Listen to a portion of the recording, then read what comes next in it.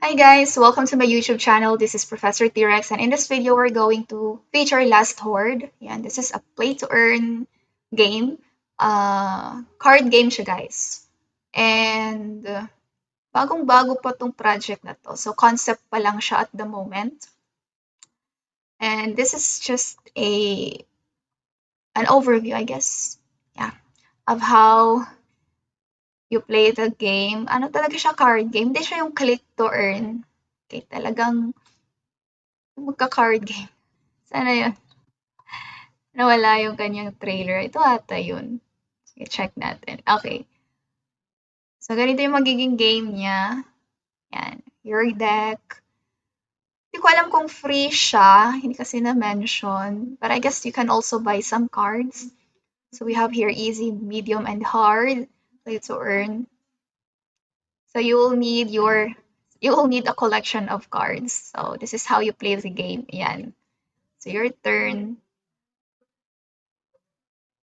Talagang card gameplay siya. Yan. So you have to build your deck. So wait, a careful step. Okay.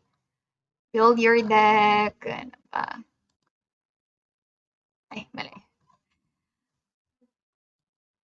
Ayaw na. Ayun. Then with a careful step, yeah, you just have to really build your deck.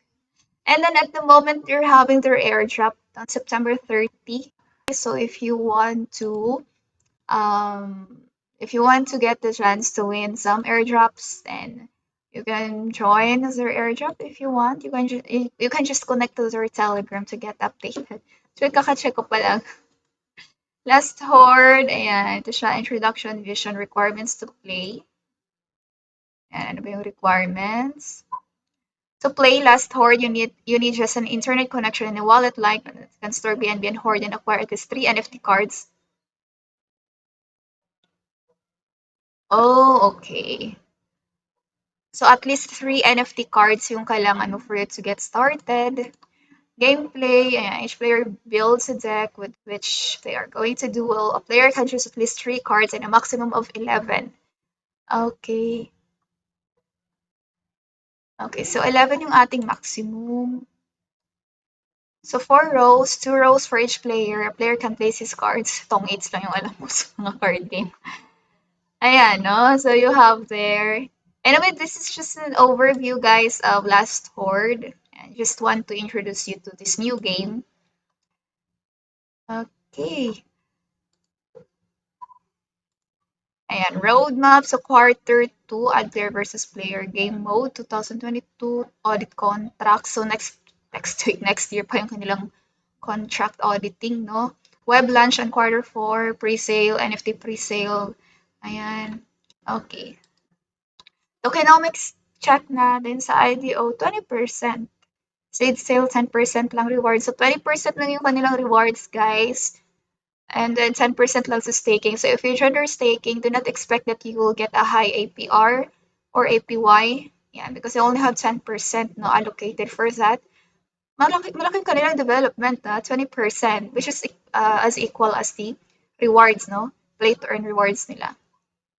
Okay, guys, this is their Telegram channel. They have 586 members at the moment, and this is the information of their airdrop. On Thursday, September 30, our airdrop begins, 30,000 USD, last Horde NFT game. So, ganun lang din.